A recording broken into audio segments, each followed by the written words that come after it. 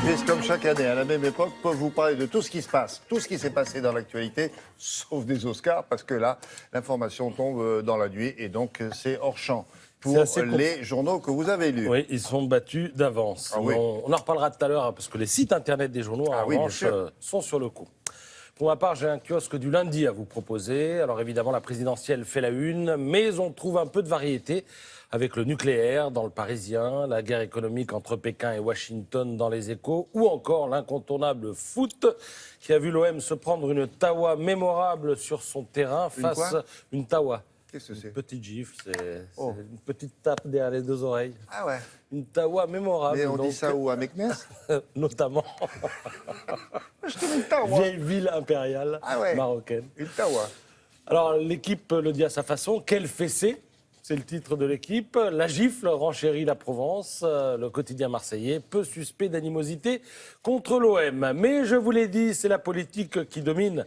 Avec à la une de l'Humanité, Pierre Laurent. Pierre Laurent, c'est le patron des communistes. Et dans cette affaire, il s'est fait un peu squeezer par Mélenchon qui, on va dire ça pour faire simple, porte les couleurs rouges dans cette campagne. Et comme il a bien compris que Mélenchon et Hamon éprouvaient quelques difficultés à communiquer, eh bien, il se propose, Pierre Laurent, en quelque sorte, de jouer les messieurs bons offices. Dans l'UMA ce matin, il demande une rencontre à 4 avec Hamon, Mélenchon, Jadot et lui. Ce type d'initiative présente le double avantage de le réintégrer dans le jeu et, qui sait, de déboucher sur une gauche unitaire dès le premier tour de la présidentielle. Car il sait faire une addition, Pierre Laurent. Il sait que 10 plus 15, ça fait à peu près 25. Et il voit bien qu'en ajoutant les intentions de vote pour Hamon et pour Mélenchon, eh bien, il y a de quoi se glisser au second tour de la présidentielle. D'ailleurs, des additions, il n'est pas le seul à en faire ce matin. Au Figaro aussi, on s'affole de l'étrangeté de cette campagne. Elle dépasse l'entendement et en dit long sur une France fiévreuse et décontenancée qui hésite, écrit Paul-Henri Dulimbert, qui ne dort plus depuis qu'il a réalisé que Hamon plus Mélenchon, ça fait effectivement 25%.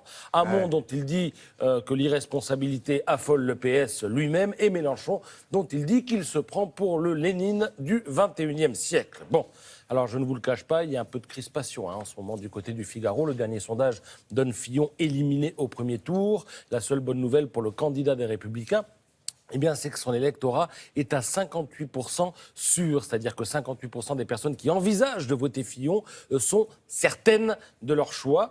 Ils ne sont que 54% pour Macron et tout le monde, évidemment, est loin derrière Marine Le Pen, qui, elle, a un socle électoral de 78%. Alors, Macron, justement, pendant ce temps-là, il déroule. Il enregistre le soutien de Daniel Cohn-Bendit. Villepin pourrait le rejoindre, lirez-vous ce matin dans le Figaro.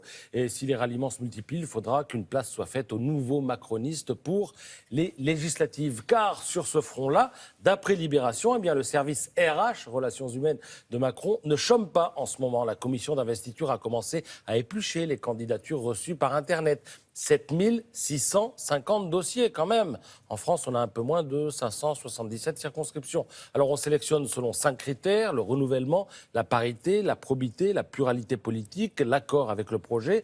Les candidats envoient CV et lettres de motivation. Il paraît qu'il n'y a pas plus de 2 ou 3% de candidatures farfelues, des mecs qui envoient la photo de leur chat sur leur CV, pour reprendre les termes des organisateurs. Alors, comme l'a dit Najat Vallaud-Belkacem, les choses seraient plus simples sans Macron. Elle a dit ça. Et cette déclaration de la ministre donne l'occasion à l'opinion de lui faire une leçon d'économie assez croustillante. Ce matin, et j'en aurais fini avec ça, Olivier Auguste, qui signe l'édito de l'opinion, explique à la ministre de l'Éducation de quoi Macron est le nom. Macron, dit-il, c'est tout simplement la concurrence. Horreur, malheur, écrit l'éditorialiste Guy Tepin PS, comme un vieux monopole soudain confronté à des entreprises rivales, obligé de retravailler son offre, donc d'écouter les besoins des clients, les citoyens.